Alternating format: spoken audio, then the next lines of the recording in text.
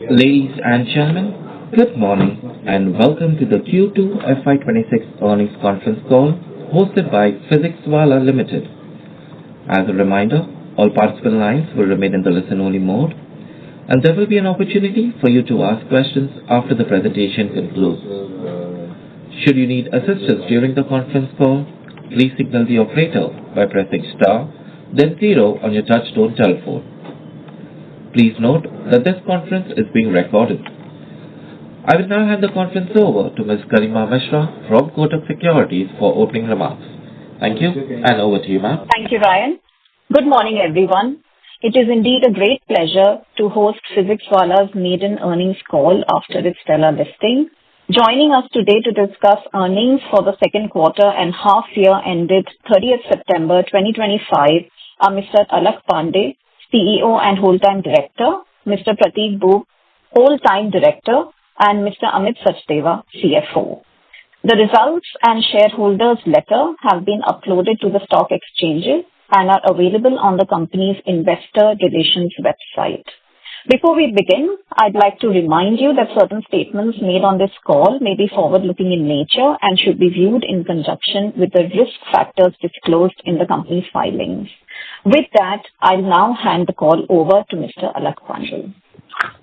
Hello everyone, good morning, good afternoon, good evening, whichever part of the world you are joining from.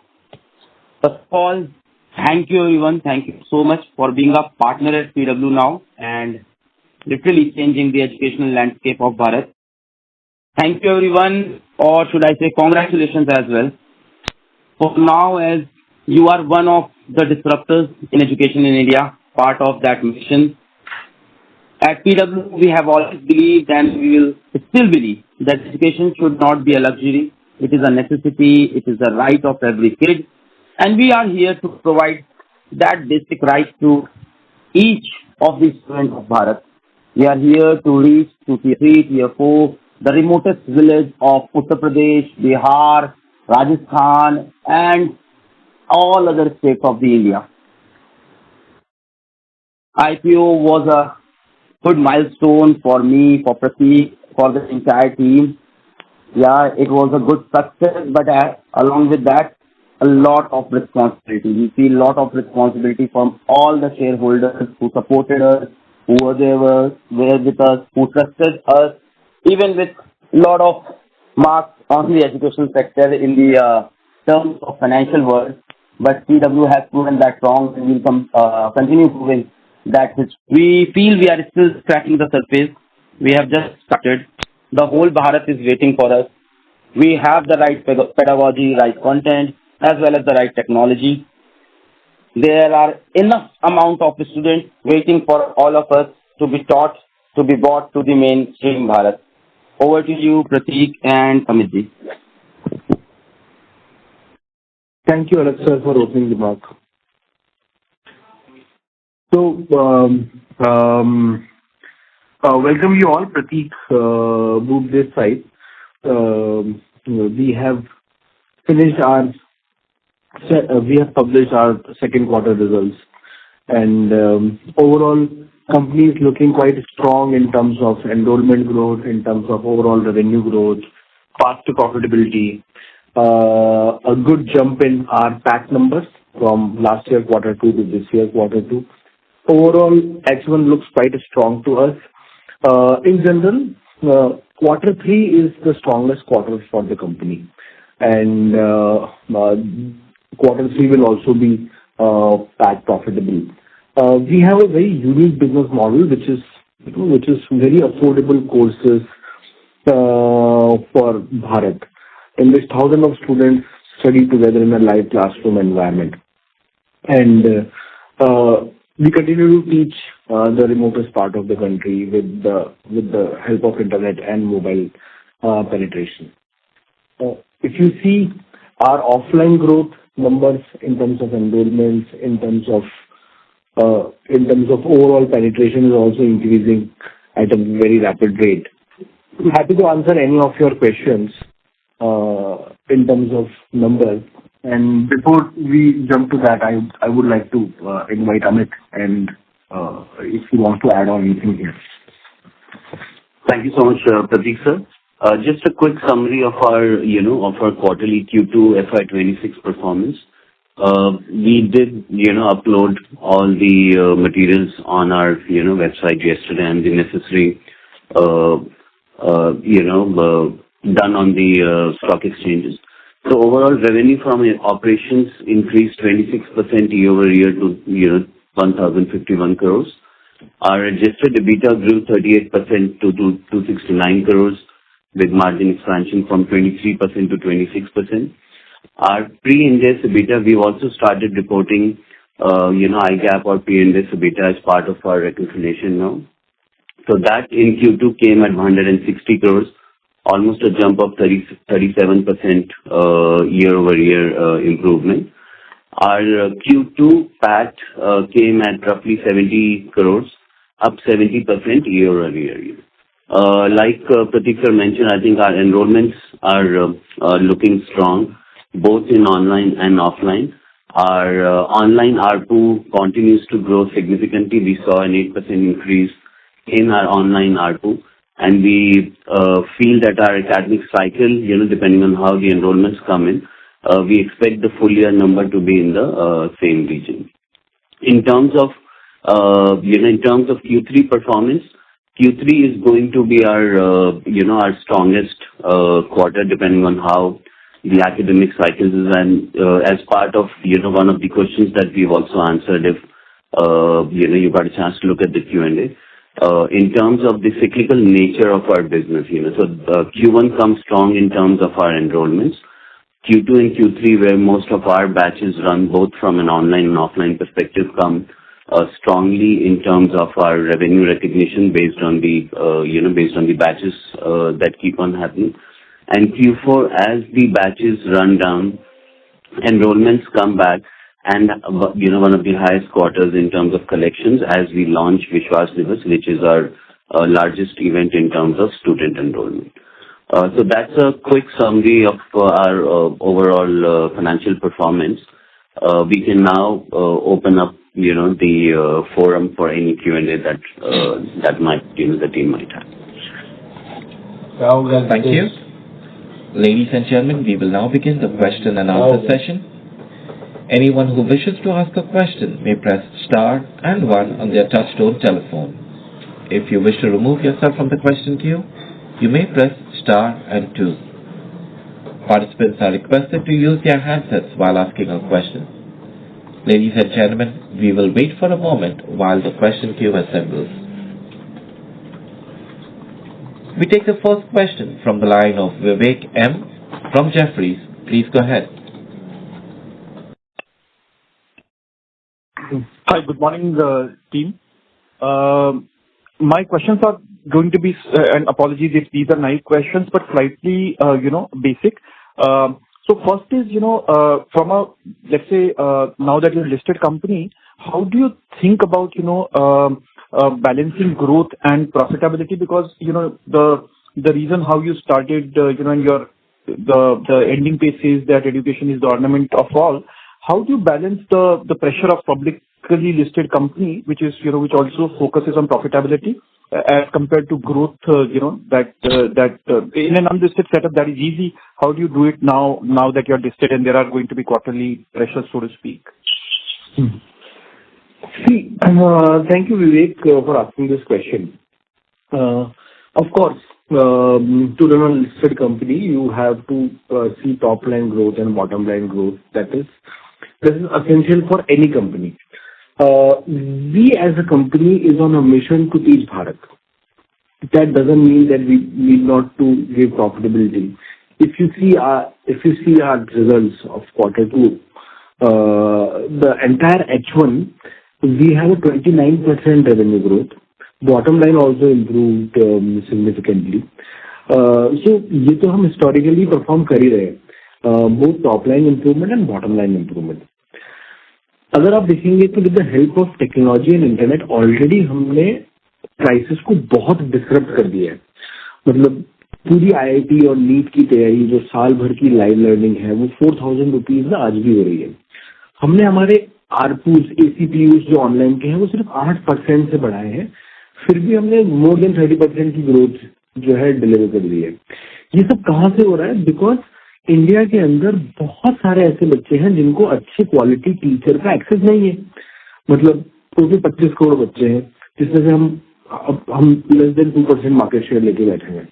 तो with the smartphone penetration, with the internet penetration, with we expanding to state boards as exam categories, K10 as exam categories, and adding newer exam categories, तो enrollment growth अभी बहुत आना बाकी है यहाँ से। As well as हम तो बहुत ही अफोर्डेबल प्राइसिंग पे बैठे हैं, तो आरपू इम्प्रूवमेंट या एसीपी इम्प्रूवमेंट का स्कोप भी बहुत है। फॉर एग्जाम्पल जो पूरे दिन की पढ़ाई है वो 10 रुपए पर डे, मतलब लेस देन चाय के पैसों के अंदर हम करा रहे हैं। और बच्चों को भी इंटरनेट महंगा पड़ रहा है हमारे कोर्सेज से। तो आरपू इम्प्रूवमेंट का भी स्कोप है, but not at a dilution of the vision of the company which is make education accessible for entire country. Got it. Very interesting. Sir, matlab, I don't want a formal guidance from you, but let's say over the next 3-5 years, how do you think your growth trajectory should be? Year to year there may be blips along the way, but 3-5 years में आपको कैसे लगता है, how should the growth numbers be for you? So we wanted to grow sustainably, और growth आपको growth के अंदर revenue improvement भी दिखेगा, as well as profitability improvement भी दिखेगा। दोनों नंबर्स आपको अगले 3 से 5 साल में ऊपर जाते हुए दिखेंगे, बिकॉज टैम इज ह्यूज और we want to grow sustainably. We have a very unique business model जिसके अंदर हम कम्युनिटीज बनाते हैं, इंटरनेट पे फ्री पढ़ाते हैं। अगर किसी बच्चे के पास में 4,000 रुपए नहीं भी है तो भी वो जाकर के फ्री पढ़ाई करे यूट्यूब से, और वहां से भी उसके सिलेक्शन की गारंटी उतनी ही है। तो over the period of time, marketing cost में leverage आएगा, percentage payroll cost as a percentage of revenue के अंदर leverage आएगा, as well as enrollment growth की trajectory भी strongly देखने को मिलेगी आपको। तो वो top line and profitable and bottom line के अंदर आपको next 3 to 5 years के अंदर अच्छा improvement देखने को मिलेगा। Got it. A couple of more questions, if I may. On the let's say expansion into other, both actually south as well as other than JEE, NEET. Do you think you're spreading? As an outsider, I think थोड़ा मुझे ऐसा लगता है कि you're spreading yourself a bit too thin.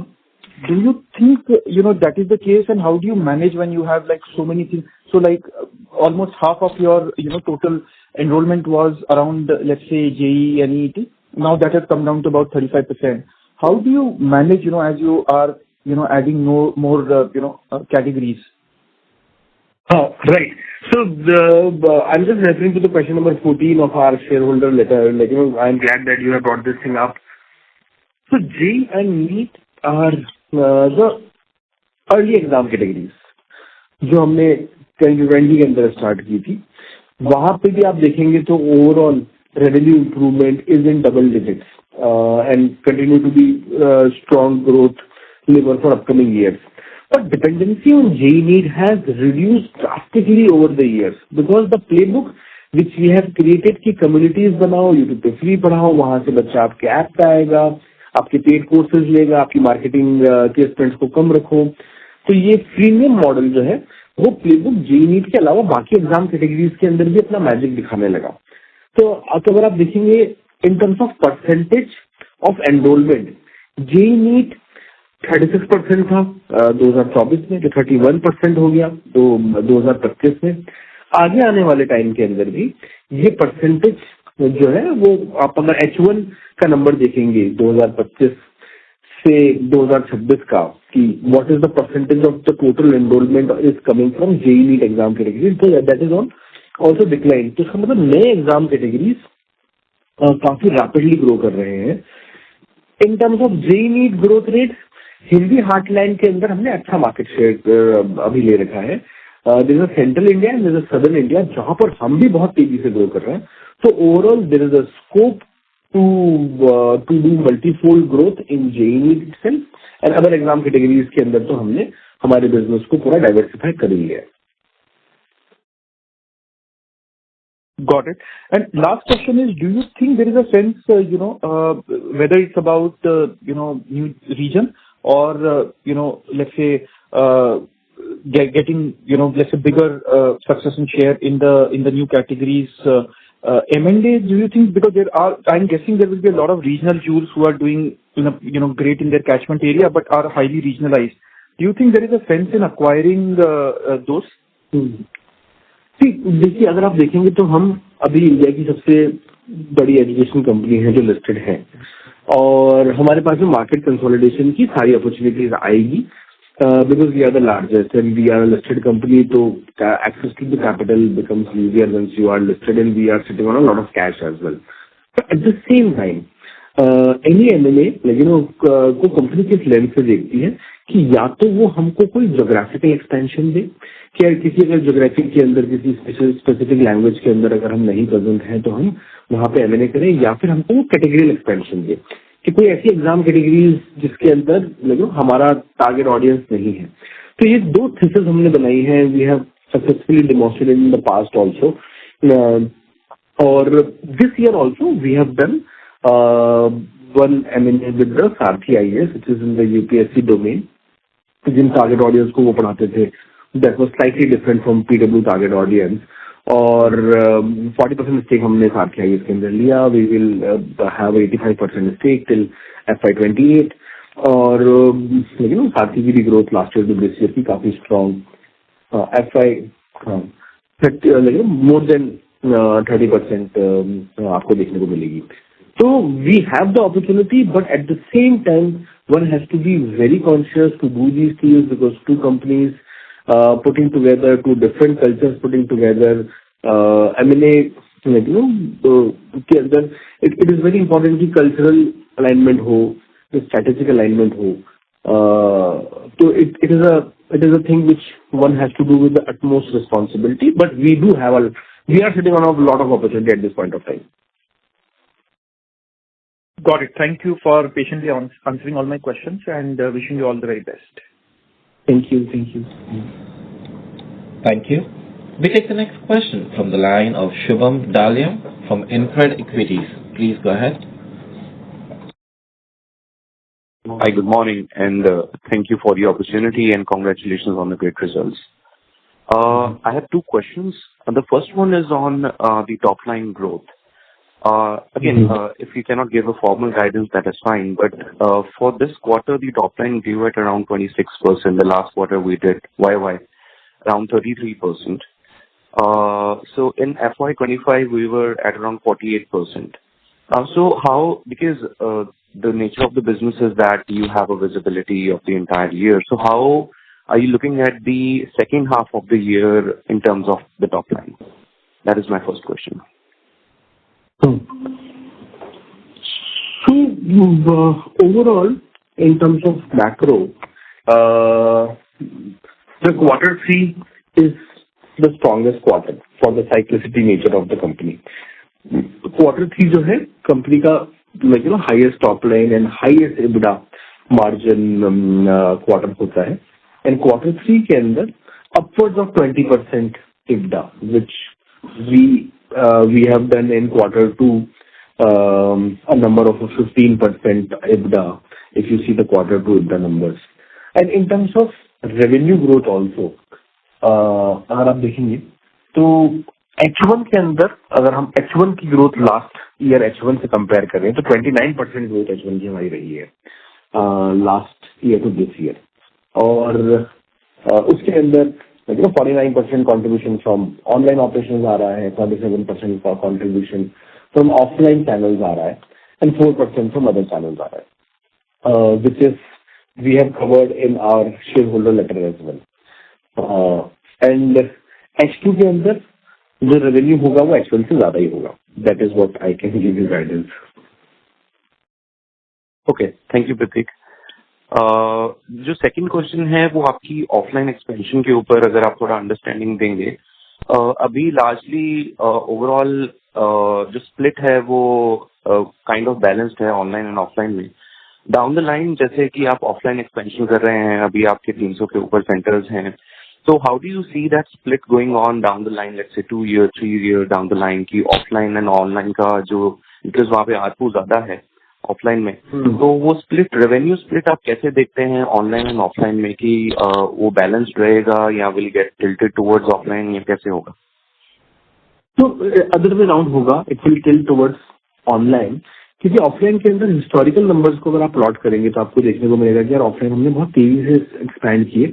Offline expansion से first year के अंदर थोड़ा सा EBITDA लॉस भी आता है, क्योंकि offline centre gets profitable in second year and return of capital third year के अंदर आता है.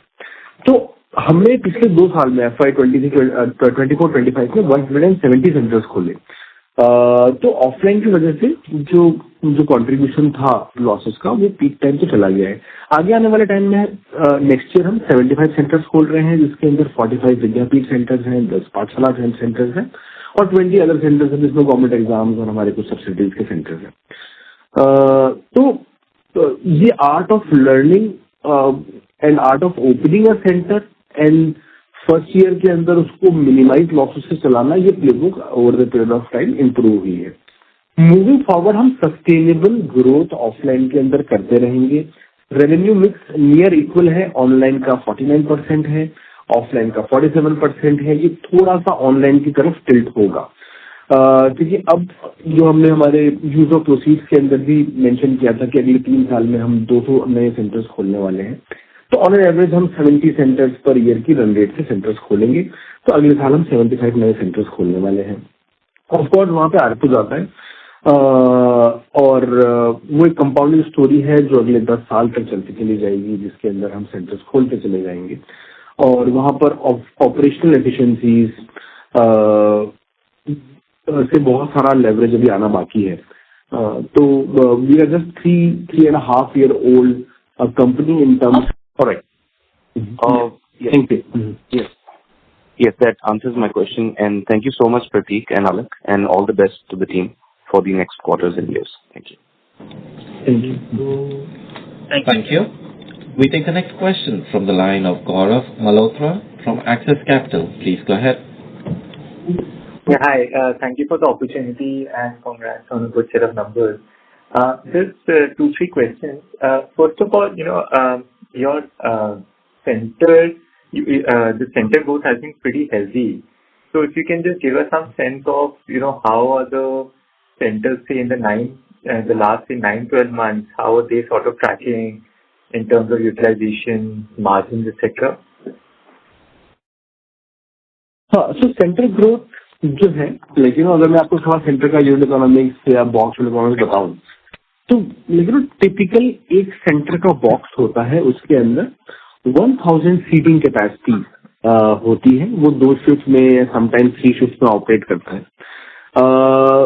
2 to 2.5 CR का जो है इन्वेस्टमेंट से एक सेंटर स्टार्ट होता है. That is the capex investment. इसमें लीज सेंटर्स होते हैं हमारे. और पहले साल के अंदर हम कुछ 1500 स्टूडेंट्स का एडमिशन लेते हैं और -6% जो है EBITDA एक टिपिकल ऑफलाइन लर्निंग विद्यापीठ जेईई नीट का सेंटर हमको कंट्रीब्यूट करता है. अगले साल जब हमारे admission second year of operation में जब 2000 हो जाते हैं तब वही सेंटर हमको 6% का EBITDA देने लग जाता है. और थर्ड ईयर ऑफ ऑपरेशन में anywhere between 13 to 15% EBITDA margin निकलने लग जाते हैं. थर्ड ईयर के अंदर 2500 स्टूडेंट्स का एडमिशन हो जाता है. सेंटर जो है 2 शिफ्ट में ऑपरेट करता है. तो seat utilisation is one metric which we closely follow कि किस तरह से हम सीट यूटिलाइजेशन कर रहे हैं, स्टूडेंट टीचर रेशियो क्या है. उसके साथ साथ लेकिन कुछ एंगेजमेंट मेट्रिक्स की टीचर की रेटिंग कैसे चल रही है, बच्चों का एनपीएस कैसे चल रहा है, लर्निंग आउटकम्स कैसे आ रहे हैं, हम उस सिटी के अंदर कैसे रिजल्ट प्रोड्यूस कर रहे हैं, हम उस सिटी के अंदर हमारा रिजल्ट का मार्केट शेयर किस तरह से बढ़ा रहे हैं. ये सारी की मेट्रिक्स किसी ऑफलाइन लर्निंग सेंटर्स को चलाने के लिए होती है.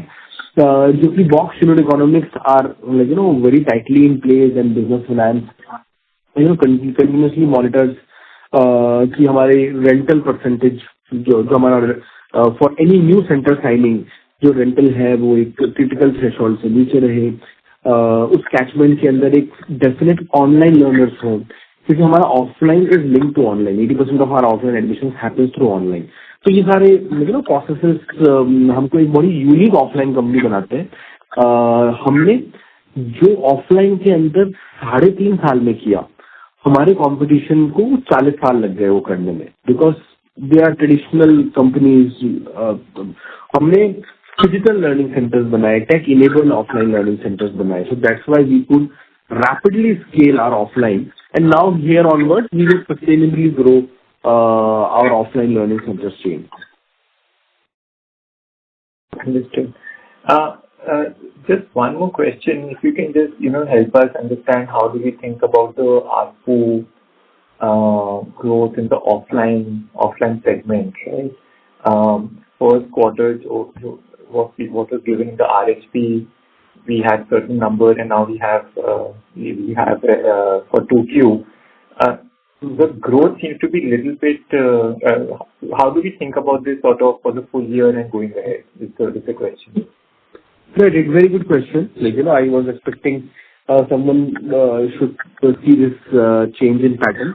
So basically, ARPU जो हमारा ना Q1 और Q2 के अंदर measure करना, sometimes that doesn't give you the true picture. क्योंकि क्या होता है कि ARPU, जैसे अगर आप देख रहे हैं हमारा अभी ARPU जो है वो समवेयर अप्रोक्सीमेटली 22,000 रुपीज के आसपास आ रहा है, और वो आपको स्लाइटली डिक्लाइन दिख रहा होगा लास्ट ईयर से, that is 4% decline from last year ARPU. तो इसके दो रीजन है. एक तो हमने हमारे ऑफलाइन के अंदर कुछ शॉर्ट टर्म कोर्सेज इंट्रोड्यूस किए जो कि 3 months 6 months नेचर के थे. तो ऑफकोर्स जो 3-6 months नेचर के जो कोर्सेज होते हैं वो कम प्राइस के होते हैं. एट द सेम टाइम विद्यापीठ के ARPU का पूरी क्लैरिटी ईयर लॉन्ग पिक्चर से मालूम चलती है. बट अगर आप हमारे ऑफलाइन के प्ले को देखें तो हमारे एनरोलमेंट 30% से ज्यादा है, हमारा रेवेन्यू 22% से आता है in just our offline play.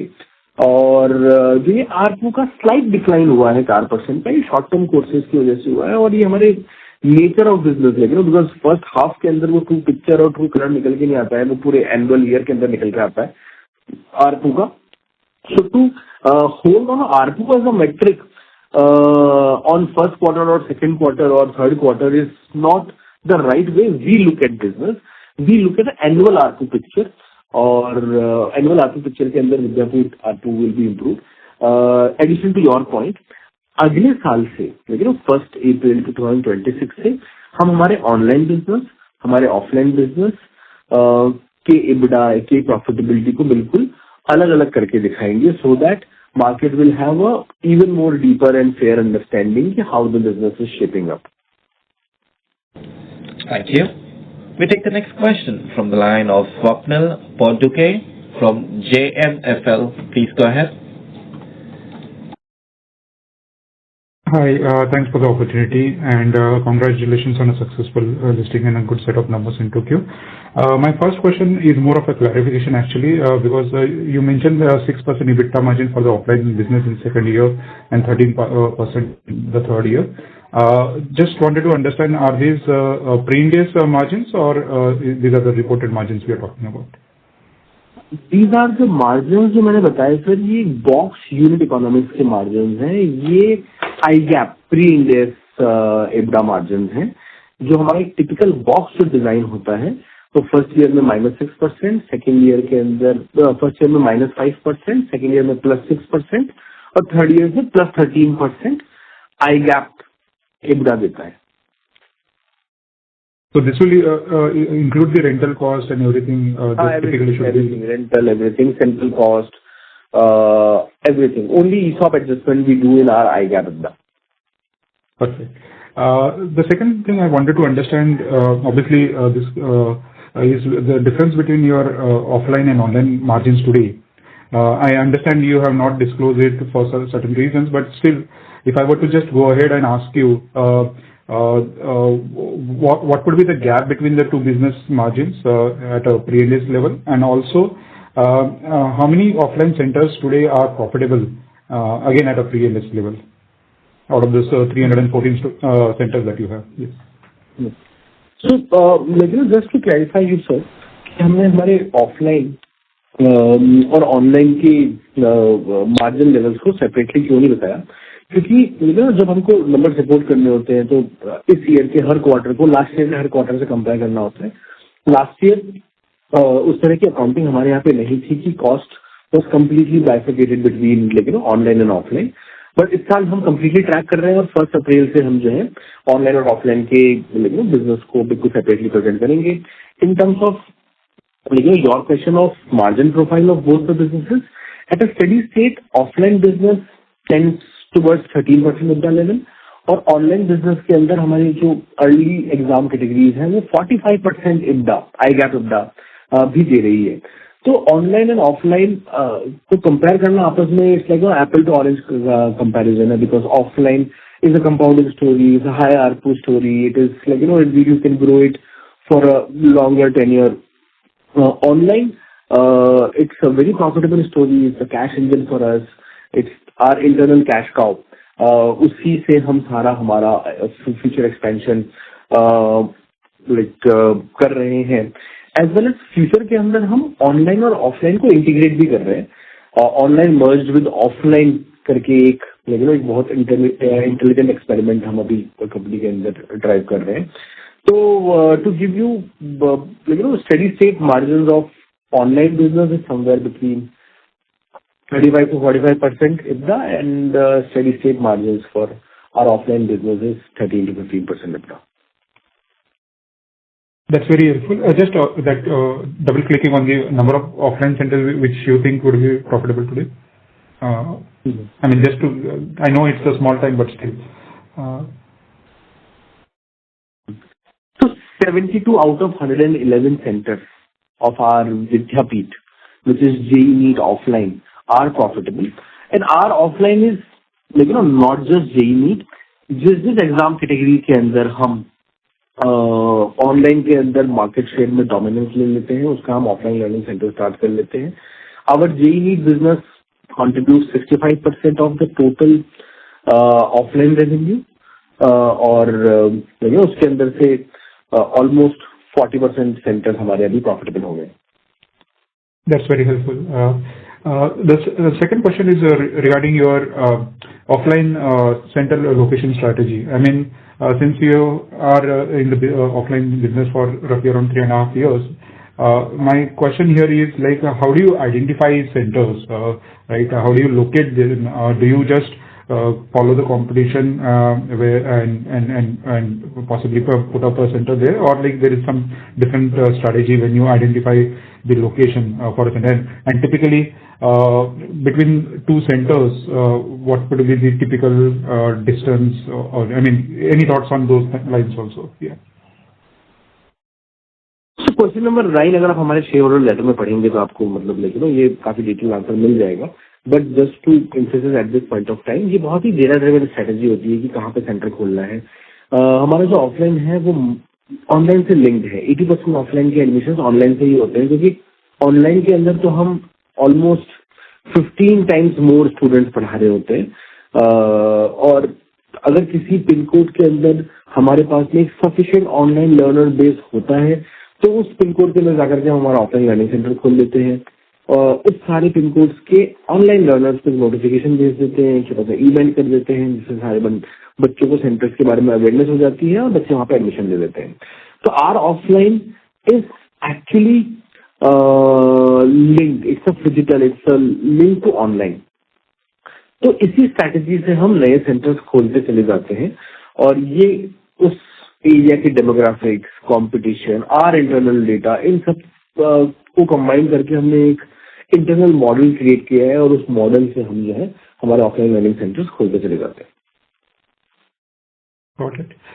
And one question on the average time spent by students on your platform. I'm asking this because unlike a few other tech businesses where customers tend to have a longer, they tend to stay longer with the platform, students would typically be on your platform or in your centers for a limited period of time. So typically, till now, what is the average number of years, months that students stay? And the related question to that is like, how do you address the question with respect to constantly need to acquire new students every year? Obviously, right? So those things. Yeah. Right. Very, very good question, sir. Like, see, first I'll address the direct question which you have asked. तो basically बच्चे की journey किस तरह से होती है. Typically grade 9, 10th, 11th, 12th के अंदर अभी करंटली जो स्टूडेंट है अपनी लाइफ का पहला डिजिटल कोर्स खरीदता है, वो क्लास 10th का बोर्ड हमारे साथ देता है, फिर वो जब क्लास 11 में आता है तो वो साइंस का अगर स्टूडेंट है या बोर्ड की प्रिपरेशन कर रहा है या वो जेई की प्रिपरेशन कर रहा है, वो नीट की प्रिपरेशन कर रहा है, वो कॉमर्स की प्रिपरेशन कर रहा है, तो उसका कोर्स फर्दर हमारे पास में लेता है। फिर वो क्लास 12th में आता है, फिर अगेन या तो बोर्ड या कॉम्पिटिशन एग्जाम की प्रिपरेशन करता है। जब वो कॉलेज जाता है तो वो UPSC, SSC, banking, railway, CA, foundation, CA, inter या फिर कैट या गेट जैसे एग्जामिनेशन की प्रिपरेशन करता है। तो लेकिन तो that makes me a full stack company. अभी हम ये ट्रेंड देख रहे हैं कि जो फर्स्ट डिजिटल परचेज जो है, जो 9, 10, 11, 12 में होता है, वो यंगर एजेस के अंदर जा रहा है। वो ग्रेड 6, 7, 8 के अंदर हम अब फर्स्ट डिजिटल परचेज को होता हुआ देख रहे हैं। तो एलटीवी हमारी कंपनी का वैसे बहुत हाई है। अगर आप इसको लेकिन क्विक कॉमर्स या फिर अदर ई कॉमर्स कंपनी से कंपेयर करेंगे तो वहां पर आपको दिखेगा कि यार वो ऑर्डर की फ्रिक्वेंसी बहुत हाई है। But there are 2 matrices which makes us very unique as a company. One is monthly active users to daily active user. I stand strongest as compared to any consumer internet company कि कितना monthly active user is divided by my daily active user. Second metric is average time spent by a user. मेरे platform पे बच्चा a paid user spends almost 100 to 120 minutes on a daily basis. That makes me a very unique company. मेरे पास में बच्चों से इतने ज्यादा data points generate होते हैं कि बच्चे का ईसी क्या है, आईक्यू क्या है, इकोनॉमिक प्रोफाइल क्या है, उसका कौन सा सब्जेक्ट अच्छा है, कौन सा सब्जेक्ट वीक है। तो that makes me fundamentally I am a digital teacher. मुझे मेरे बच्चों के बारे में सब कुछ पता होता है। तो जो ये डेटा है that is also very precious for us. और average time spent to do an e-commerce transaction or a quick commerce transaction is very less, and the number of data point उस पूरी जर्नी में generate होते हैं बहुत limited होते हैं। तो अगर आप देखेंगे बच्चा भले ही कोर्स 1 साल के लिए ले रहा है पर वो डेली 2 घंटे मुझे दे रहा है और बहुत सारे डेटा पॉइंट्स उस पूरी जर्नी के अंदर जनरेट हो रहे हैं। और माई माउस टू डाउ is the strongest in all consumer internet companies. Got it. Just last one, if I can just squeeze in.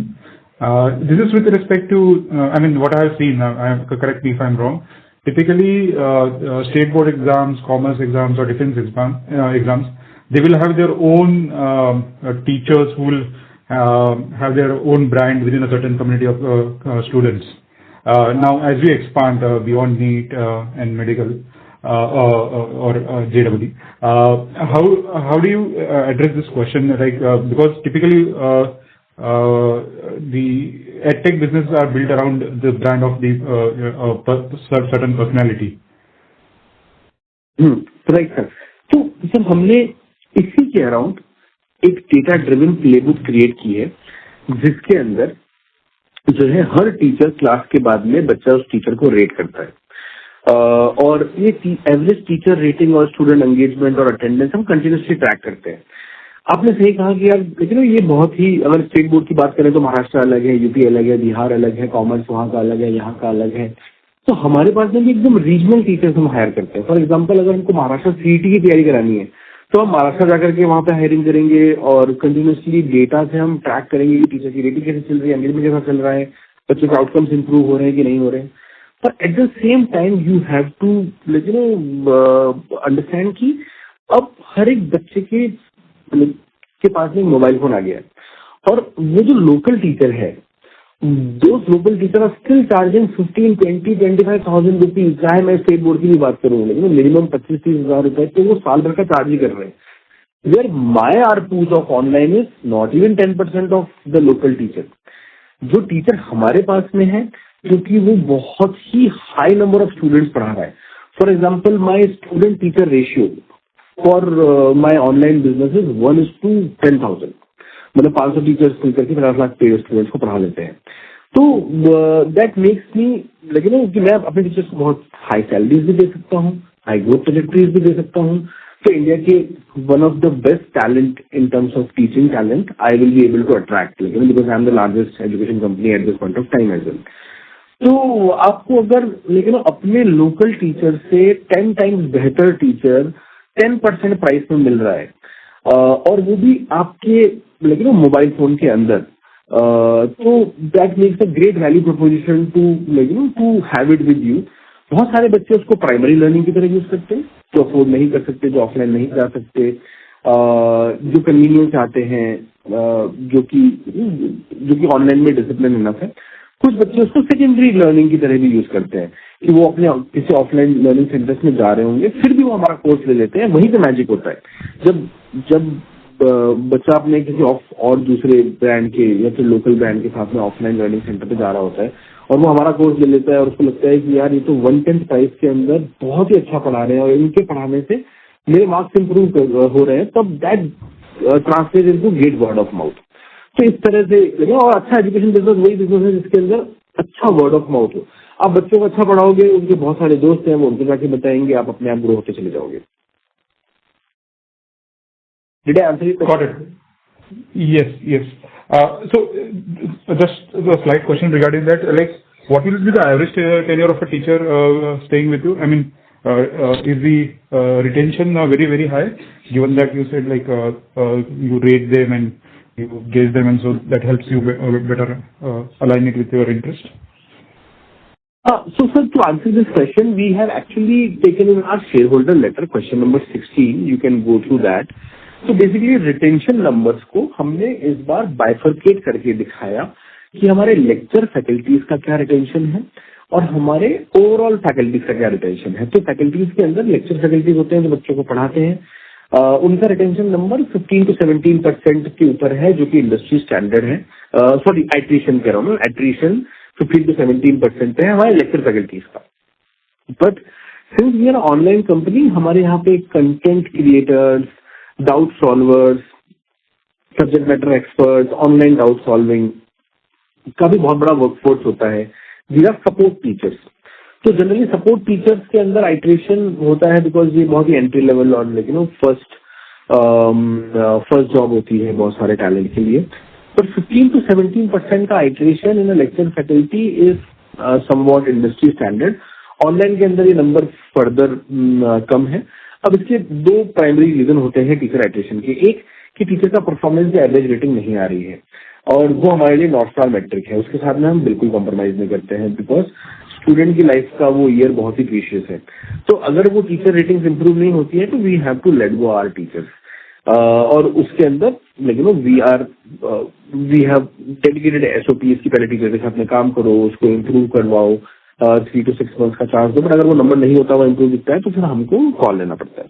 Second, अभी AI की वजह से भी कंटेंट एक्सपर्ट्स, डाउट सॉल्वर्स के अंदर काफी एफिशिएंसी किक इन हो रही है। इस वजह से वहां पर भी थोड़ा सा ये नंबर इस साल हल्का सा मतलब लेकिन 15% से 25% लास्ट ईयर के H1 से इस साल के H1 में 27%, 2% बढ़ता हुआ दिख रहा है। बट मैक्रो के अंदर nothing is changing. It is driving higher student engagement only and it is driving higher bottom line as well. Got it. Thanks a lot for your taking the time out and answering my questions. All the best for you. Thank you. We take the next question from the line of Abhishek Banerjee from ICICI Securities. Please go ahead. Hey, hi. Thanks for the opportunity. Just a couple of questions from my side. First, would you have any sense of the average annual incomes of the parents of the students who enroll with you, especially in offline? So we are a Bharat story. We are a complete Bharat story. अगर आप हमारे online के audience को देखेंगे तो हमारे internal service कहते हैं कि 67% स्टूडेंट्स जो हैं वो सिर्फ और सिर्फ हमारे से पढ़ रहे हैं और उनके मतलब this is the market we have created. लेकिन ये मार्केट पूरा अनऑर्गेनाइज था, ये बच्चे सिर्फ एग्जाम्स के फॉर्म भर रहे थे और इनके पास में गुड क्वालिटी टीचिंग का एक्सेस नहीं था। तो we are creator of this market और इसके अंदर तो हम मार्केट एक्सपेंशन थ्योरी कर रहे हैं। ऑफलाइन के अंदर लेकिन जो हमारे विद्यापीठ के जो आरपूज होते हैं और जो ओवरऑल आरपूज होते हैं वो close upwards of 40,000 rupees per annum होते हैं, एंटायर ऑफलाइन पुट टुगेदर। हमने एग्जैक्ट इकोनॉमिक प्रोफाइल नहीं करी है, but currently we are working on a population scale, और जनरली जो इकोनॉमिक बैकग्राउंड ऑफलाइन के पेरेंट्स का होता है वो थोड़ा बेहतर होता है ऑनलाइन से। एट द सेम टाइम लेकिन अगर आप इंडिया को देखेंगे तो इंडिया के अंदर लेकिन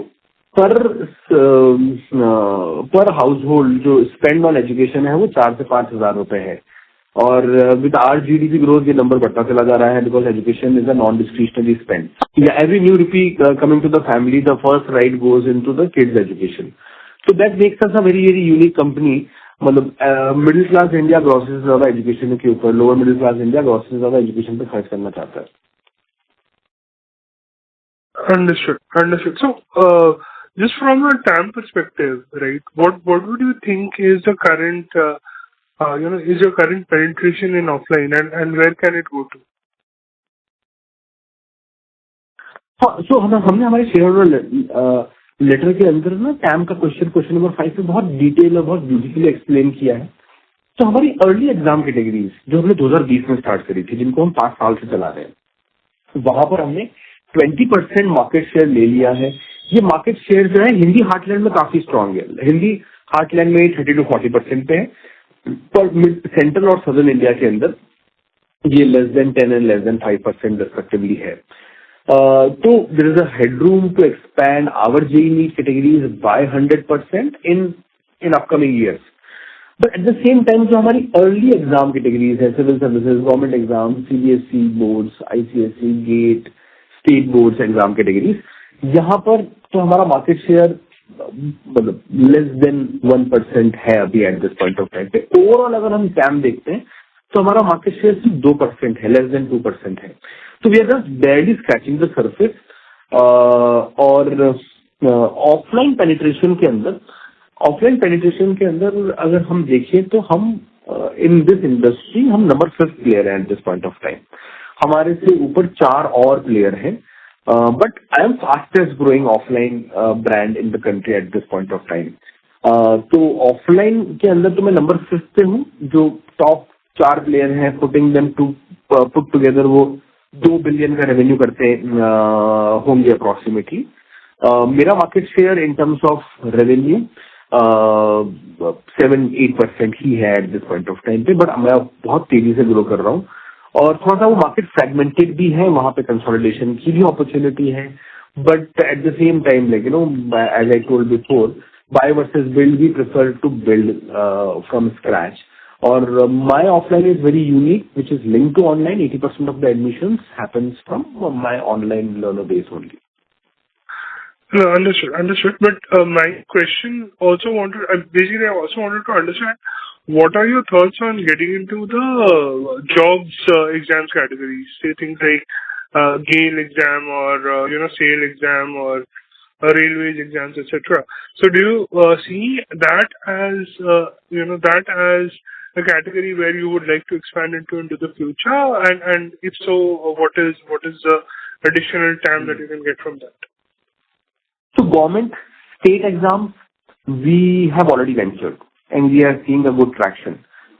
उसके ऑफलाइन लर्निंग सेंटर्स भी हमने स्टार्ट कर दिए हैं। और फॉर एग्जांपल अगर रेलवे की ओपनिंग निकलती है तो ग्रुप डी के अंदर 90 लाख बच्चे तक अप्लाई करते हैं। यूपी कांस्टेबल की जब ओपनिंग निकलती है तो उसमें 20 से 30 लाख बच्चे तक अप्लाई कर लेते हैं। तो यहाँ पर तो ऑलरेडी हमने वेंचर कर लिया है, और यहाँ पर हमको अच्छे ग्रोथ ट्रैजेक्टरीज अभी दिखाई दे रहे हैं, both in offline and online. Overall revenues are increasing at a good very healthy rate. तो गवर्नमेंट जॉब्स की तैयारी तो हम कराने लग गए हैं, चाहे वो यूपीएससी जैसा एग्जाम हो जिसमें आपकी आईएएस की जॉब लगती है, वर्सेज आपका एक कांस्टेबल, दरोगा, पटवारी जैसा एग्जाम हो।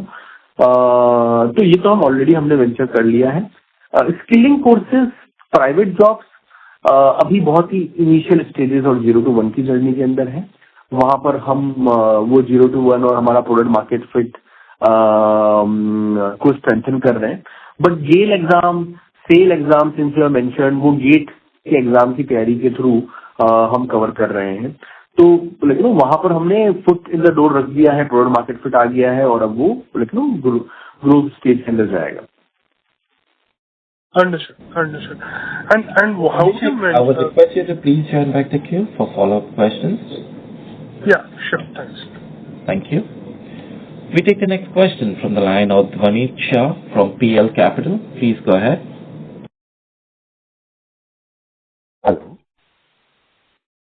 Hello, am I audible? Yes, Dhvanit, please go ahead. Hi, sir. Congratulations on a good set of numbers. Sir मुझे ये पूछना था कि अपनी advertisement and publicity expense I think close to around 40% से बढ़ी है, तो what would be the reason? And very good हम लोग विश्वास दिवस पे कितना स्पेंड करते हैं, मतलब ओवरऑल एक बॉल पार्क फिगर जैसा? सर विश्वास दिवस इज अ इवेंट, वहाँ पे कुछ मार्केटिंग स्पेंड नहीं होता, बस वो इस इवेंट को कंडक्ट करने का जो बहुत गहरे मिनिमम एक्सपेंस होता है। तो बेसिकली इस साल हमने मार्केटिंग का जो साइकिल है उसको चेंज किया है। तो पहले हम यूनिफॉर्मली हर क्वार्टर के अंदर स्पेंड करते थे और उसका हमको रिटर्न ऑफ एडवर्टीजमेंट रेवेन्यू नहीं मिल रहा था। तो हमने कहा जो हमारे ग्रोथ मंथ्स हैं, जहाँ पे हमारे मैक्सिमम एनरोलमेंट होते हैं, हम वहां पर हमारे स्पेंड का कॉन्सेंट्रेशन ज्यादा रखें। तो क्वार्टर 1 और क्वार्टर 2 के अंदर जो आप ये नंबर देख रहे होंगे, दैट इज कमिंग अराउंड, लेकिन पूरे H1 के अंदर जो नंबर जो है अराउंड 10% के आसपास आ रहा है। बट ईयर एंड तक जब आप ये नंबर देखेंगे, हमारा ओवरऑल मार्केटिंग स्पेंड वो 8 से 9% इस साल रहने वाला है, जो कि लास्ट ईयर 9.6% था। तो पूरे साल के अंदर जो है ये गुडनेस आप हमको दे देगा। यही एक रीजन था कि इसकी वजह से थोड़ा सा relative profitability of H1 is little less as compare to last year, क्योंकि हमने ये साइकिल शिफ्ट किया है मार्केटिंग स्पेंड का, और H1 के अंदर हमने रिलेटिवली थोड़ा सा ज्यादा स्पेंड किया है। क्वार्टर 1 के अंदर ये नंबर 14% था, क्वार्टर 2 के अंदर नंबर ये 8% आ गया, ओवरऑल H1 के अंदर ये अराउंड 10% है, पूरे ईयर के अंदर ये नंबर जो है 8 to 9% रहने वाला है। और we are a very organic company, हमने हिस्टोरिकली कभी भी double digit percentage of marketing spend नहीं किया है, और आगे आने वाले सालों के अंदर भी हम ये नहीं करने वाले हैं। तो हम कम्युनिटीज बनाने में बिलीव करते हैं, फ्री पढ़ाने में बिलीव करते हैं, और वहीं से बच्चा जो है हमारे पास में मोबाइल ऐप पे आता है और हमारे पेड कोर्सेज खरीदता है। तो we are a word of mouth company. Okay. But usually ये एडमिशन के पहले ही हम लोग मार्केटिंग स्पेंड करते रहेंगे ना, या रिजल्ट्स के आने के बाद? ये 2 टाइम पे ही होता रहेगा ना सर? हाँ सर, एडमिशन और रिजल्ट ना दोनों सेम टाइम पे ही हो रहे होते हैं। तो जो हमारा क्वार्टर 1 और जो क्वार्टर 2 होता है, वहीं पे मार्केटिंग स्पेंड का कंसंट्रेशन ज्यादा रहेगा। क्वार्टर 3 और क्वार्टर 4 के अंदर क्योंकि एडमिशन हो गया है, क्लासेस चल रही है, मार्केटिंग स्पेंड का ज्यादा रिटर्न आता नहीं है। तो ये जो है ये हमें थोड़ा लेट समझ में आया, तो हमने इस साल से मार्केटिंग स्पेंड के साइकिल को थोड़ा सा ट्वीक किया है, और ये क्वार्टर 1 और क्वार्टर 2 में ही रहने वाला है। Okay sir.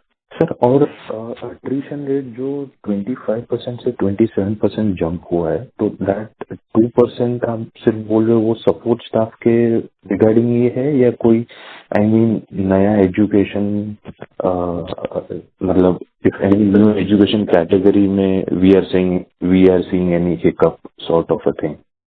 नहीं सर, लेकिन हमने अभी तक किसी भी कैटेगरी को शट डाउन नहीं किया है, और एजुकेशन कंपाउंडिंग स्टोरी 2-3 साल के अंदर अगर कोई कैटेगरी नहीं परफॉर्म भी कर रही होती है, परफॉर्म करने लग जाती है, बिकॉज प्लेबुक अगर वो प्लेबुक JEE में चली है तो बाकी जगह भी चलेगी, और हमने प्रूव भी किया है चीज। तो ये 25 to 27% है, इसके अंदर AI is one of the reason. थोड़ा सा डाउट फैकल्टी, सपोर्ट स्टाफ, उन सब के अराउंड जो है हमें AI की वजह से सब्जेक्ट मैटर एक्सपर्ट्स है, अब उनकी उतनी जरूरत नहीं पड़ी। तो जो नेचुरल एट्रिशन हो रहा था उसको हमने बैकफिल नहीं किया। एज वेल एज अगर आप देखेंगे तो लेक्चर फैकल्टी का जो एट्रिशन है वो 15 से 17% के बीच में है हमारा, जो कि इंडस्ट्री स्टैंडर्ड के कंपैरिजन के अंदर ठीक नंबर है। और वहां पे जो एट्रिशन हुआ है 15 से 17% जो लेक्चर फैकल्टी का हुआ है, वो उनकी एकेडमिक परफॉर्मेंस और उनकी रेटिंग्स की वजह से हुआ है। Okay sir, okay. Wish you all the best sir. Thank you so much. Thank you sir, thank you. Thank you. We take the next question from the line of Akshan Thakkar from Fidelity Worldwide Investment. Please go ahead. Hi sir, पहले quarter के लिए बधाई है मेरे तरफ से। एक question था सर, ऑफलाइन सेंटर में आपके फिजिकल सेंटर्स काफी ग्रो है, ऑलमोस्ट 70% ग्रोथ है, लेकिन उनका गुडनेस रेवेन्यू में ट्रांसलेट नहीं हुआ है अभी तक। सो अगर मैं H1 का भी रेवेन्यू देखूँ, ये क्वार्टर का ना देखूँ, तो सिर्फ हम 25% के आजू बाजू ग्रो किया है। तो ऑफलाइन बिजनेस में फुल ईयर में अगर आप ये समझा सके कि हम ग्रोथ कैसे समझे, क्योंकि सेंटर ग्रोथ और रेवेन्यू फ्रॉम ऑफलाइन सेंटर में कुछ कनेक्शन होगा, तो वो आगे जाके आएगा या अगले बरस आएगा? Thank you. नहीं, थैंक यू सो मच। अलग है, पहली बात तो ये कि this is not the right way to look at it, क्योंकि अभी H1 के अंदर ना अपना कलेक्शन आता है, रेवेन्यू हम लोग का अक्रू होता रहता है, तो वो गुडनेस आपको H2 के अंदर पूरे ईयर में दिखती है। वो H1 के अंदर वो चीज दिखाई नहीं पड़ेगी, क्योंकि फीस हम पहले ले लेते हैं साल के स्टार्टिंग में, फिर उसको अक्रू करते रहते हैं। First thing. सेकंड थिंग, आपको जो दिख रहा होगा आरपू मिक्स थोड़ा चेंज दिख रहा होगा ऑफलाइन के अंदर, जबकि इनरोलमेंट के अंदर आप देखोगे तो अप्रोक्सीमेटली मेरे ख्याल से 30% इनरोलमेंट के अंदर आपको दिख रहा होगा। वो आरपू मिक्स इसलिए चेंज हुआ है क्योंकि एक तो we are not only doing JEE NEET, we are doing other exams as well. हम धीमे धीमे एक्सपैंड कर रहे हैं। पहले हम सिर्फ जेई नीट करते थे, तो इनिशियली 100% जेई नीट ऑफलाइन था। अभी आप ऑफलाइन के अंदर भी देखेंगे तो 66% हमारा जेई नीट बचा है। अब हम अदर एग्जाम्स करते हैं, लाइक गवर्नमेंट एग्जाम्स होते हैं, यूपीएससी एग्जाम्स होते हैं। तो बहुत सारे ऐसे एग्जाम्स के अंदर ना शॉर्ट कोर्सेज होते हैं, 3 महीने के, 6 महीने के, वनडे एग्जाम्स जो होते हैं, लाइक बैंक एग्जाम्स हो गया, एसएससी एग्जाम्स हो गया, नर्सिंग एग्जाम्स हो गया। तो वहाँ 3-3 महीने, 4-4 महीने के कोर्स होते हैं। इस वजह से वहाँ पे आरपू क्या होता है, थोड़ा सा कम होता है, फीस कम होती है। तो कमिंग टू योर पॉइंट कि किस तरह से इसकी प्रॉफिटेबिलिटी दिखेगी, कैसे दिखेगी, तो इसको मैं ऐसे देख सकता हूँ कि मेरी जो अर्ली कैटेगरी है, विच इज IIT नीट की कैटेगरी जो हमारी है, जिसका हम ऑफलाइन करते हैं, उसको हम विद्यापीठ बोलते हैं, तो वो अभी कैटेगरी मार्जिन लेवल पे इस साल ही प्रॉफिटेबल हमारी हो चुकी है। और rest of the categories are too young, अभी रिसेंटली हमने स्टार्ट किया है। तो आप टिपिकली समझ लो, जैसे हमारी जेई नीट की जो ऑफलाइन सेंटर्स होते हैं वो 18 मंथ्स लेते हैं to become profitable, and it takes nearly 24 to 36 months, 24 to 30 months आप ले लो, रिटर्न ऑफ कैपिटल का लेते हैं। Other categories also take like 12 months to get profitable. अभी हम लोग देखें तो हमारे ऑफलाइन के अंदर जो प्रॉफिटेबिलिटी है वो कैटेगरी मार्जिन लेवल पे आ गई है। वो EBITDA और पैट लेवल पे I think FY27 will be EBITDA level profitable in our complete offline, and 28 will go to PAT और समथिंग। 27 हमें वो ईयर दिख रहा है जहाँ हमारा ऑफलाइन भी EBITDA लेवल पे प्रॉफिटेबल होगा। ओके, एंड टॉप लाइन पे सर प्रॉफिटेबिलिटी में समझ गया कि एडवांसेस आगे इसे आ जाएगा, बट जैसे टॉप लाइन 25% है आपके बेस में, आई वुड हैव थॉट कि ऑफलाइन ग्रो थोड़ा ज्यादा करेगा। तो ये जो पिकअप इन ग्रोथ है वो सेकंड हाफ में होगा आपके हिसाब से, यही 25-30% पे ग्रो करेगा ऑफलाइन बिजनेस? नहीं, 25-30 पे ही करेगा। That is what we have been assuming since last 1 year, और ये it's something that is strategic and that we know. हमारी ऑनलाइन जो है उसकी ग्रोथ जो होगी वो आउटपास करेगी, सरपास करेगी ऑफलाइन को, क्योंकि ऑफलाइन के अंदर क्या हुआ, what happened, the brand was very strong in the last 3 years। तो हमने अपने जितने भी हिंदी हार्टलैंड से स्ट्रॉन्ग जहाँ हमारी ब्रांड प्रेजेंस थी, वहाँ पे हमने सेंटर्स स्टार्टिंग 3 years में हमने ओपन कर दिए थे, and that was a conscious call, we didn't want any competitor to take our place. तो हमने वाले सेंटर्स ऑलरेडी ओपन कर दिए थे, जहाँ पे आप देखोगे तो ऑफलाइन की ग्रोथ आपको 50%, 40% टाइप दिख रही होगी। अभी यहाँ पे जो ऑफलाइन की ग्रोथ है वो सस्टेनेबल ग्रोथ रहेगी, एंड दैट विल बी 25-30% ही होगी। Okay, alright sir, thank you and all the best for the rest of the year. Thank you, Akshay. Thank you. Thank you. We take the next question from the line of Lokesh from SK Investment. Please go ahead. So, sir, good morning. So, sir, I looked at the numbers and जो other income वाला part है उसमें थोड़ा sudden spike नजर आया है इस H1 के numbers में, तो if you could elaborate on that.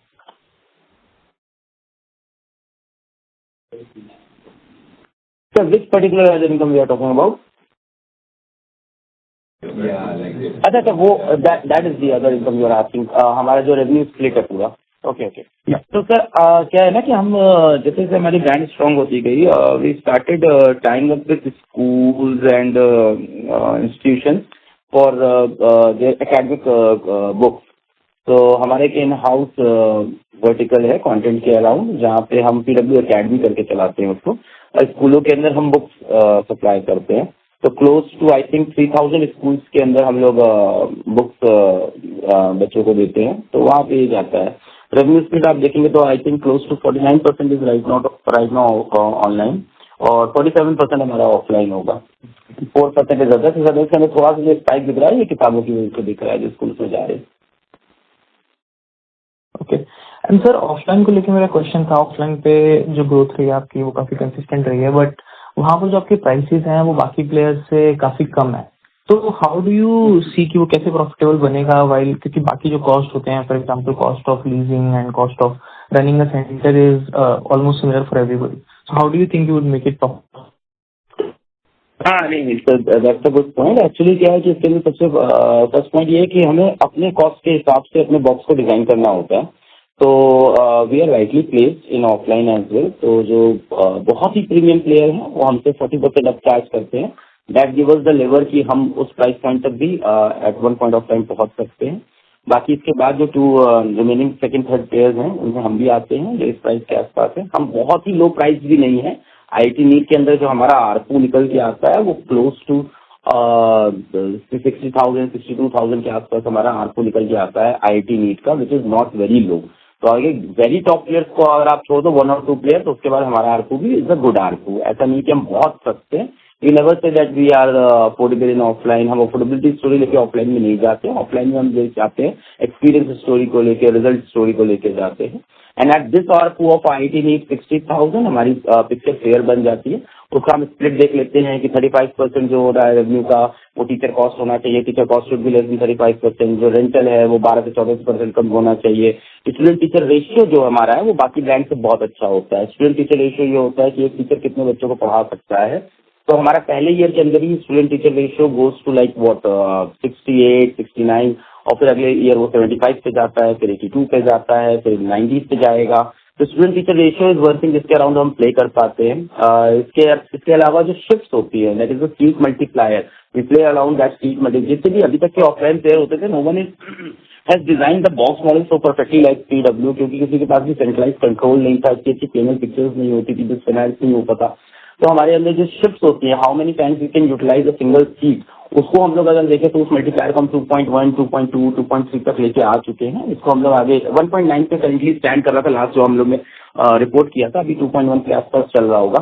So this will go to 2.5 और 2.5 पे जाके हमारा जो सेंटर होता है वो 15% प्रॉफिटेबिलिटी के आसपास आ जाता है। इसके साथ साथ हमें जो हमारी सबसे बड़ी ऑफलाइन की कॉस्ट होती है, दिस इज वेरी इंटरेस्टिंग। तो ऑफलाइन का the major cost of any education business is teachers. तो हमारे जो ऑफलाइन के अंदर टीचर्स होते थे, तो अर्लियर द ट्रेंड वाज कि इंडस्ट्री से ही लोग टीचर्स हायर करते रहते थे और लगातार उन टीचर्स की सैलरी बढ़ती जाती थी, अप्रेजल देने होते थे, आपको हायर करते वक्त आपको एक पॉप देना होता था। तो हमने वो ट्रेंड बंद किया। हमने अपने आरपू के हिसाब से अपने टीचर डिजाइन किए। तो we design a unique programme called faculty training programme, जहां हम भारत भर से सारे टीचर्स को सोशल मीडिया के थ्रू बुलाते हैं, वो हमारे सेंटर्स पे आते हैं। For a single form floated for a vacancy of 300 people, we get 30,000, 40,000 odd people applying.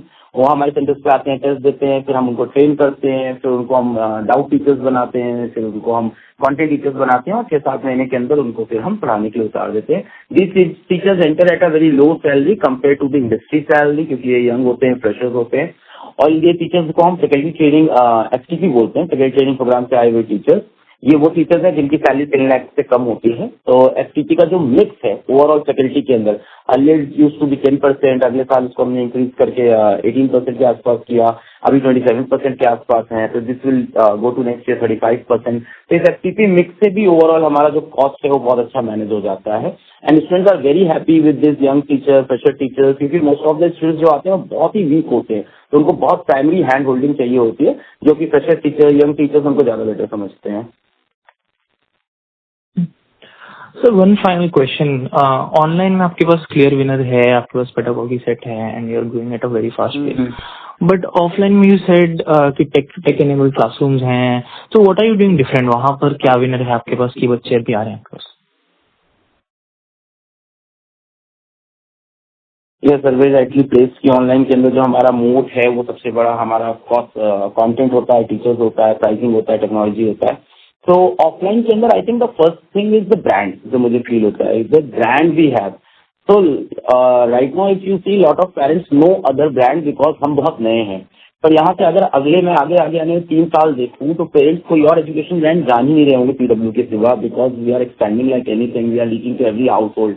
आज एक 7th क्लास का बच्चा मेरा ऑनलाइन कोर्स पहले ही खरीद लेता है, तो they don't know XYZ other brand. तो वो जब क्लास 9 पे पहुंचता है, 10 पे पहुंचता है या ग्रेड 11 पे पहुंचता है, तो the first education brand that they know is physics वाला। तो सबसे पहले तो मेरे पास फनल सबसे स्ट्रांग है जो किसी के पास नहीं है। ग्रेड 6, 7, 8 में we don't do segment reporting, but what I remember we teach close to 1.5 lakh paid student grade 6, 7, 8 के अंदर, जहाँ पे कोई और ब्रांड प्रेजेंट ही नहीं होता है। तो सबसे पहले तो मुझे फनल का एडवांटेज मिलता है कि बच्चा सबसे पहले मेरे पास आता है। सेकेंड, अगर मैं देखूं कि क्या मैं डिफरेंट कर रहा हूं बाकी से, तो मुझे लगता है content standardisation through this smart board and technology मैं कर पाता हूं। जैसे आप किसी भी और ऑफलाइन को देखोगे तो they can not do standardisation in each of their classrooms, क्योंकि द मैनेजमेंट टीम और the central team has no control over what the teacher is teaching in a particular classroom. मैं यहाँ बैठ के अभी मुंबई के अंदर मेरा टीचर इस टाइम सुबह की क्लास में क्या सब्जेक्ट पढ़ा रहा होगा, क्या टॉपिक पढ़ा रहा होगा, क्या क्वेश्चन करा रहा होगा, मैं वो डिसाइड कर सकता हूँ, मैं वो चेक कर सकता हूँ। तो हमारी जो पीपीटीज होती हैं वो सभी स्मार्ट बोर्ड से सेम फ्लो होती हैं हर एक कोहर्ट के लिए, हर एक क्लासेस के लिए, और टीचर उसको पढ़ाता है। इसके बाद क्या है कि हमारा टीचर जो बच्चों को एक क्लासरूम में लेक्चर देके आता है, उसके बाद हर एक बच्चे को हर क्लास के बाद उसकी रेटिंग करनी होती है विच इज ऑनलाइन। तो मेरे पास बहुत क्लियर विजिबिलिटी है कि मेरे कितने टीचर्स हैं जो 4.5 की रेटिंग के नीचे हैं, कितने टीचर्स हैं जो 4 की रेटिंग के नीचे हैं, जिनको मुझे रिप्लेस करना है, इम्प्रूव करना है। इसके साथ में हमारा टीचर क्लास में जो होमवर्क देता है ना, तो अगर आप जब ऑफलाइन कोचिंग में जाते हैं तो आपके बच्चे को जब होमवर्क मिलता है तो बच्चा घर आके होमवर्क सॉल्व करता है, नेक्स्ट डे क्लास में बैठ जाता है। तो टीचर को पता ही नहीं चलता किस बच्चे ने होमवर्क सॉल्व किया, किसने नहीं किया, क्योंकि क्लासरूम के अंदर 60 से 70 बच्चे होते हैं।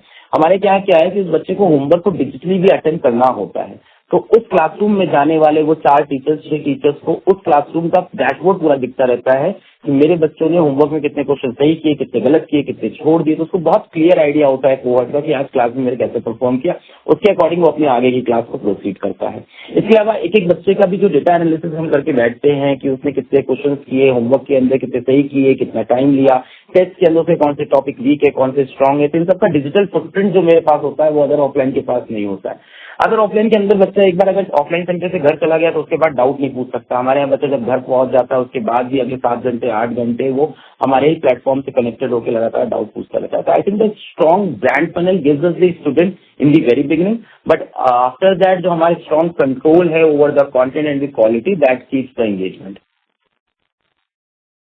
Okay, makes sense. Thank you, sir, and best of luck for the next quarter. Thank you. Ladies and gentlemen, we take that as the last question and conclude the question and answer session. I now hand the conference over to the management for their closing comments.